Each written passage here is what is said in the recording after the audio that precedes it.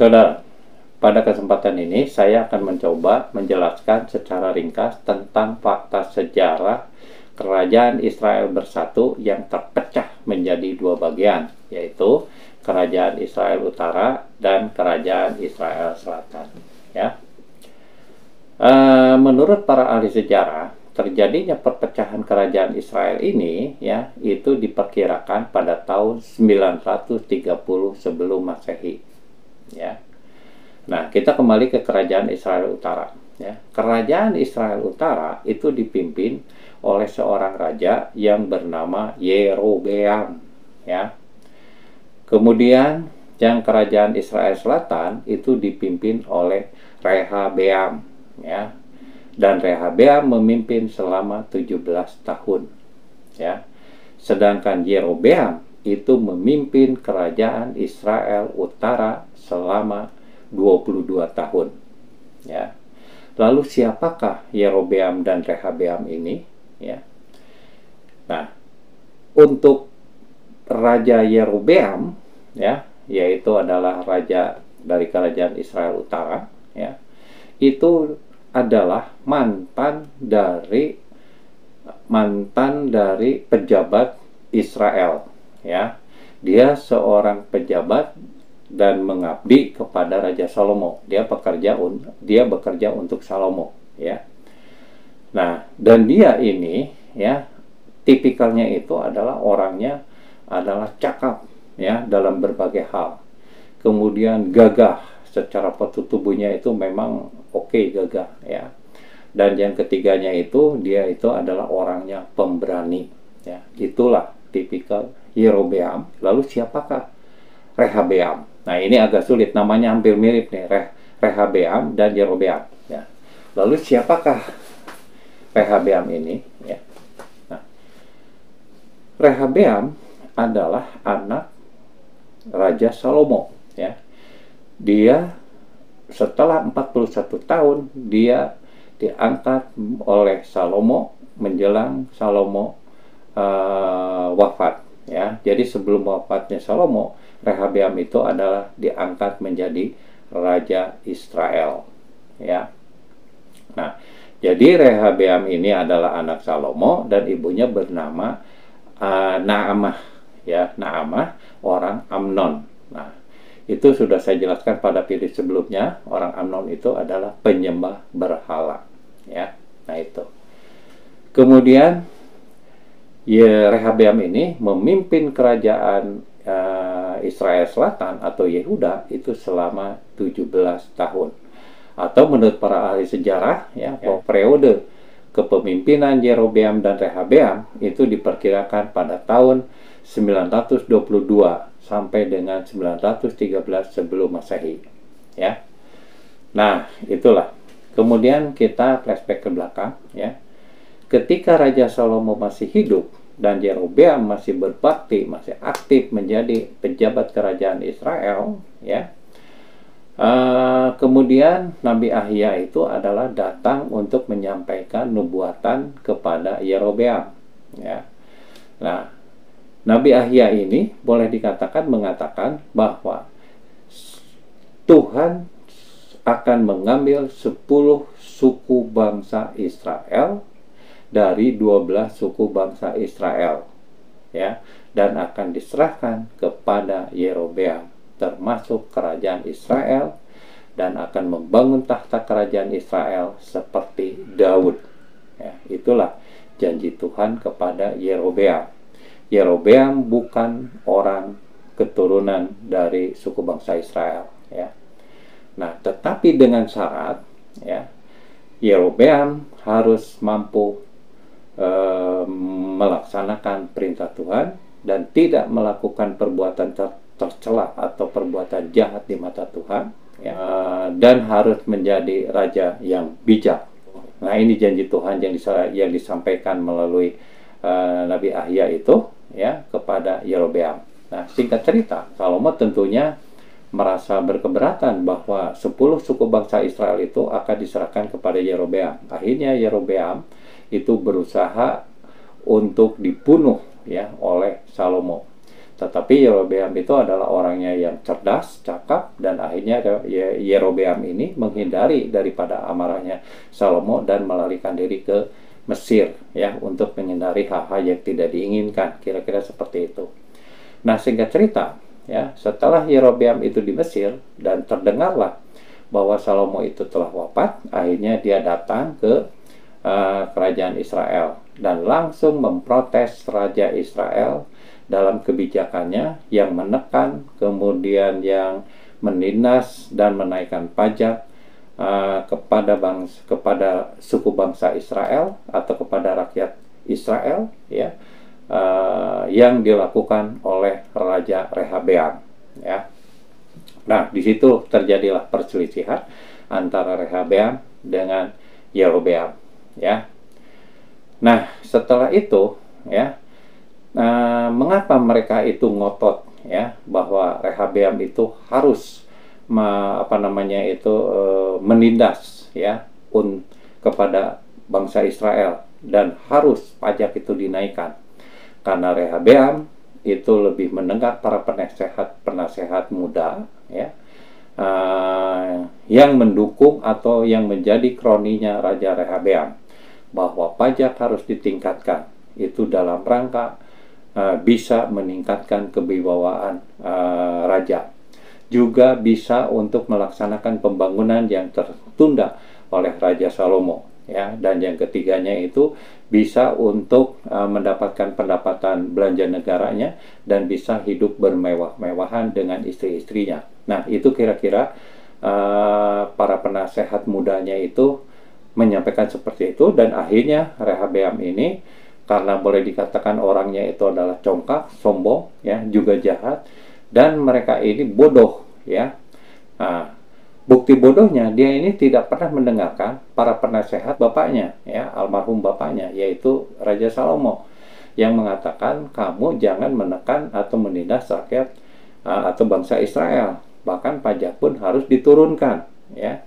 Tetapi Rehabeam tidak mau dengar terhadap para penasehat Raja Salomo, ya. Nah, bahkan si Rehabeam ini, ya, mengirimkan seorang pemungut pajak yang bernama Adoram, ya, akhirnya ditangkap oleh masyarakat bangsa Israel di wilayah utara, ya, dan akhirnya ditangkap, dirajam dan mati, ya, oleh bangsa itu.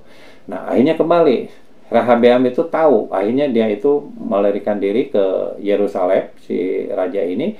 Dia melakukan konsolidasi dengan para pejabat, ya, para pejabat Israel, dan menghimpun kekuatan sampai 180.000 pasukan atau tentara untuk menggempur wilayah Israel Utara yang dianggap sebagai pembangkang, ya, atau sebagai pemberontak, kira-kira seperti itu.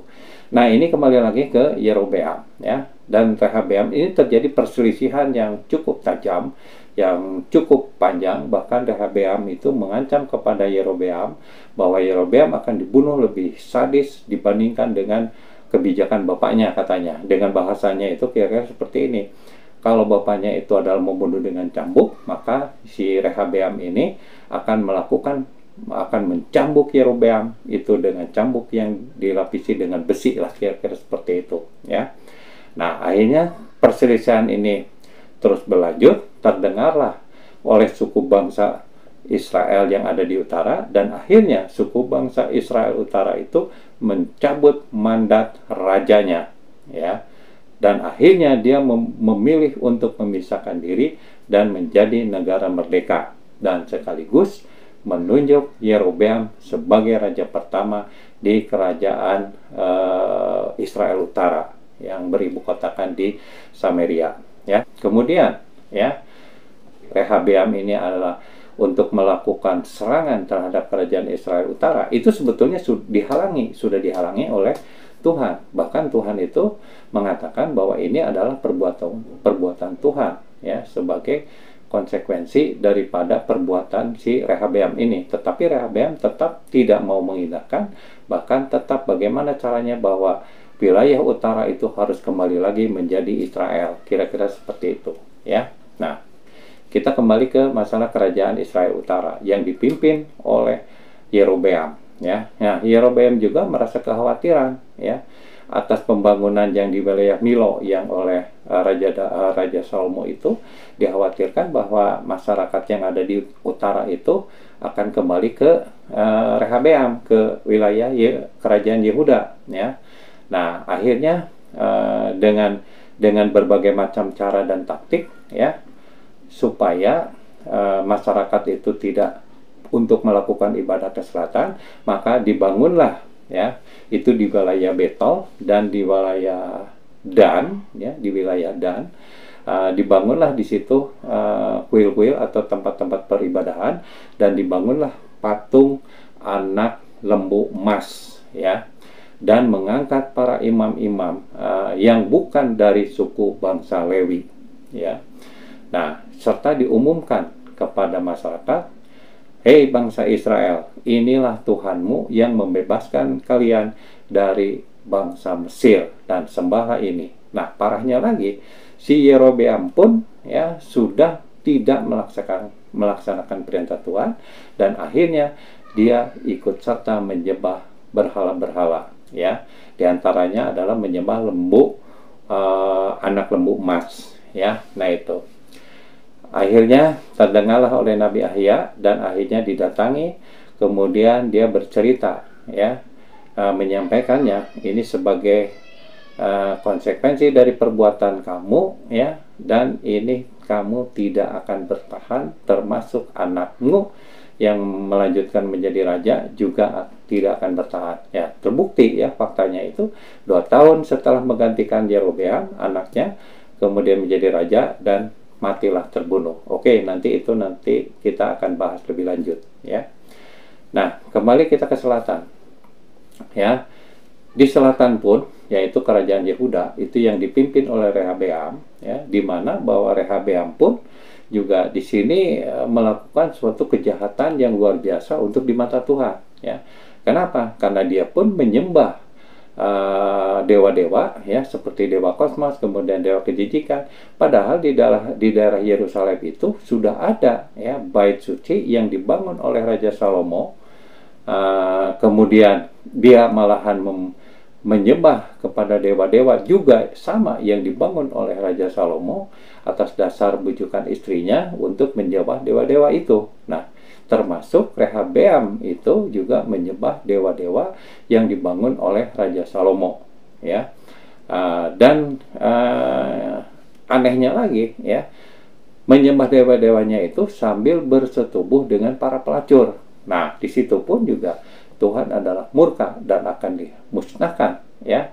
Nah, makanya di tahun kelima Firaun Sisak itu melakukan penyerangan terhadap kerajaan Israel Selatan atau kerajaan Yehuda, dan semua ya emas perak yang ada di dalam bait suci yang dibangun oleh Salomo itu akhirnya dijarah oleh Firaun Sisak ya.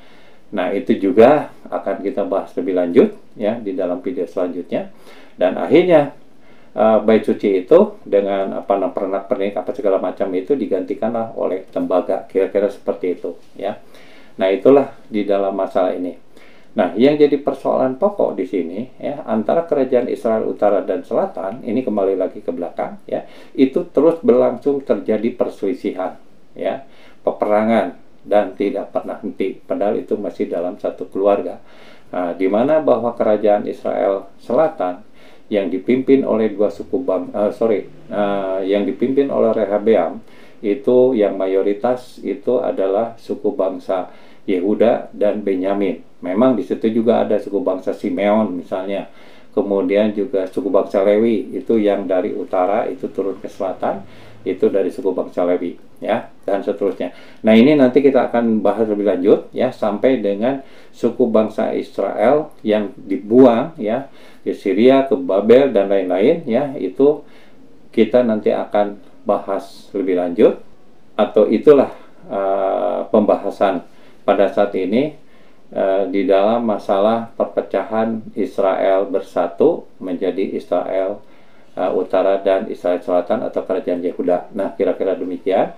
Barangkali ya lebih kurangnya kami mohon maaf, dan kalau ada kata-kata yang kurang berkenan mohon untuk atau kurang tepat, mohon untuk diluruskan dan menjadi bahan koreksi, ya, kira-kira seperti itu. Nah, barangkali akhir kata, kalau Anda punya referensi lain, tidak ada salahnya kalau misalnya Anda berkenan untuk menulis di kolom komen, dan nanti kita akan bahas lebih lanjut, ya. Terima kasih.